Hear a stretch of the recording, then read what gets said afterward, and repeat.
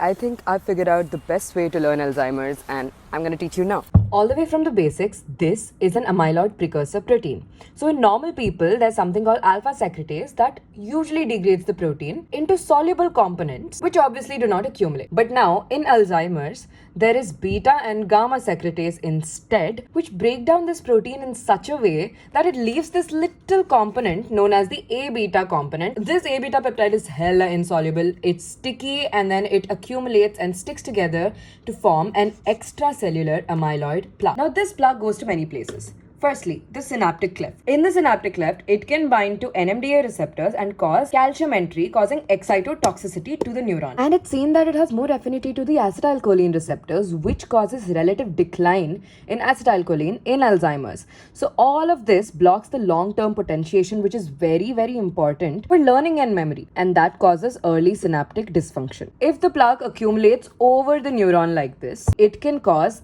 inflammation, there is complement activation, there is reactive oxygen species injury, and there is immune mediated neuronal degeneration, which causes atrophy. That is a very classic imaging finding in Alzheimer's. Now, when there is insane amount of accumulation on the neuron, it causes internal biochemical changes within the neuron.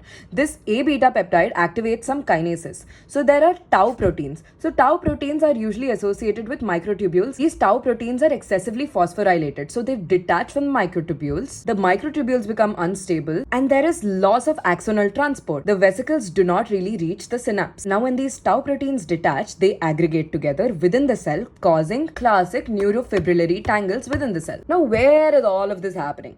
It starts earlier in the hippocampus. It is according to where there is the highest amount of metabolism. I would love to know from you itself what the clinical features of Alzheimer's could be. Give me 7, okay? That is why for treatment, you give anticholinesterase because they increase the acetylcholine levels within the brain, like donepezil, galantamine, rivastigmine. Why these and why not the others? Because these are all centrally acting and they do not affect cognition and they do not worsen tau protein accumulation, which is usually seen with other anticholinesterases. You can also have NMDA antagonists because they protect the neurons from excitotoxicity, as we know. The best part about memantine is it only affects the pathological overactivation and not the physiological NMDA receptor. So there are a few factors that predispose to this. Greater the age, lower metabolism, reduced ability to clear A beta peptide. Genetically, there is APP on chromosome 21. What else is with chromosome 21? Down syndrome, that's right. People with Down syndrome have an extra APP, there's overproduction, and they have early onset Alzheimer's. We've seen here that gamma secretase and beta secretase are required to break it down into this weird A beta peptide. So you have genes like presenilin 1 and 2 that code for this weird gamma secretase. On chromosome 19, there's ApoE4, which reduces A beta clearance, making it stickier. And